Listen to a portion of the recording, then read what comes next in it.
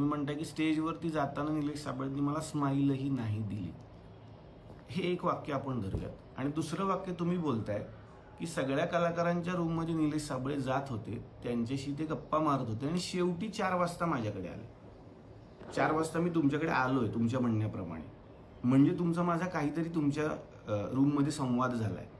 जेवढं मला आठवतं, आणि हे काही उगाच मोठेपणा म्हणून मी सांगत नाही, अनेक कलाकारांना माहिती आहे माझ्यापेक्षा जेवढे लोक मोठे असतात त्या सगळ्यांच्या पाया पडूनच मी त्या रूममध्ये एंट्री करतो. अनेक मोठमोठी मंडळी आहेत, मी पाया पडल्याशिवाय त्यांच्या रूममध्ये जात नाही. तसंच तुमच्याही बद्दल झालं. ज्याला साक्षीदार वैजयंती आपटे मॅडम आहेत आणि केशव पेडणेकर हे जेव्हा चॅनलकडून हा शो सांभाळायचे ते सुद्धा याला साक्षीदार आहेत.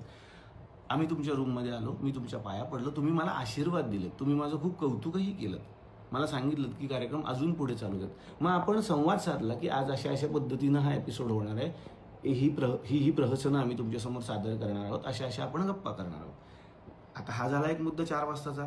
तदनंतर मी स्टेजवरती गेलोय आणि आपण सगळे स्टेजवरती जातो नॉर्मलीच, आधी ठरतं काय काय करणार. जर मी स्टेजवरती गेलो, आता स्टेजवरती जाताना मी कुठली स्माईल देणं अपेक्षित आहे मला अजूनही कळलेलंच नाही. जर आपला संवाद ऑलरेडी झालाय सर,